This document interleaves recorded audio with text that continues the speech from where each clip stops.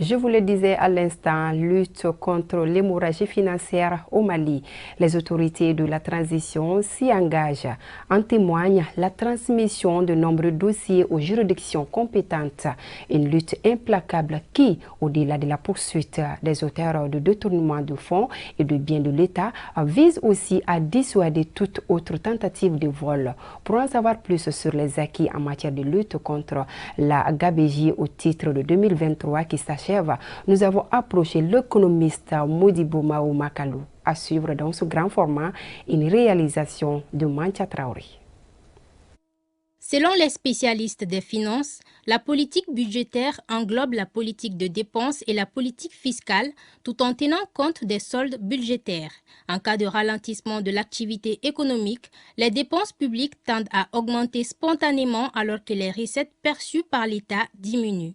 Une situation qui entraîne forcément une dégradation du solde budgétaire. Dans l'économique, les ressources sont limitées, mais les besoins sont illimités. Et si vous prenez un pays comme le nôtre, vous savez que nous faisons face à ce qu'on appelle un déficit budgétaire. Ça veut dire que nos ressources budgétaires sont inférieures à nos dépenses budgétaires. Si vous prenez la loi de finances rectifiée, c'est-à-dire le budget d'État pour 2023, vous vous rendrez compte que nos dépenses budgétaires se chiffrent à 2 994 milliards de francs CFA, alors que nos ressources ne se chiffrent qu'à 2 304 milliards.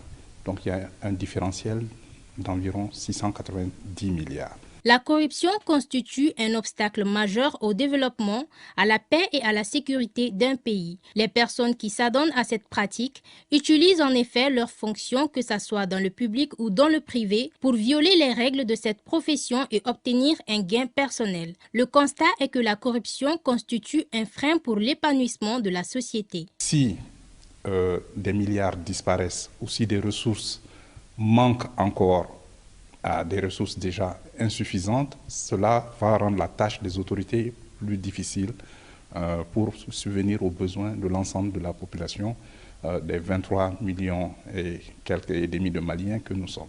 La lutte contre la corruption dans notre pays exige de la persévérance sur plusieurs fronts, mais procure des avantages inestimables. Maintenant, vous avez ces instituts, ces organismes de contrôle et de lutte contre la corruption et l'enrichissement illicite. Parce que la corruption, c'est un phénomène mondial. Ce n'est pas seulement au Mali, mais c'est dans l'ensemble des pays. Mais plus le pays a besoin de ressources additionnelles, plus la corruption a un impact négatif, surtout sur les populations les plus vulnérables. L'exigence de transparence dans la gestion des affaires publiques qui est devenue une réalité avec le mouvement de démocratisation et la volonté des autorités de réaliser des résultats économiques en termes de développement ont constitué les faits déclencheurs de ce combat contre le crime économique. La meilleure manière, c'est la prévention et la répression. Mais quand vous prévenir, c'est guérir. Donc il faut déjà s'assurer. Je vous ai parlé des finances publiques, c'est le principe de sincérité budgétaire. Est-ce que les comptes sont exacts? Il faut d'abord que l'exhaustivité des comptes, il faut s'assurer aussi de leur cohérence et de leur exactitude.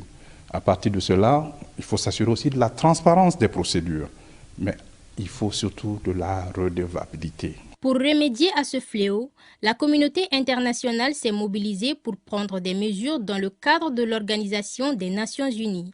Notre pays, de son côté, continue de prendre des mesures pour sanctionner ceux qui s'y adonnent.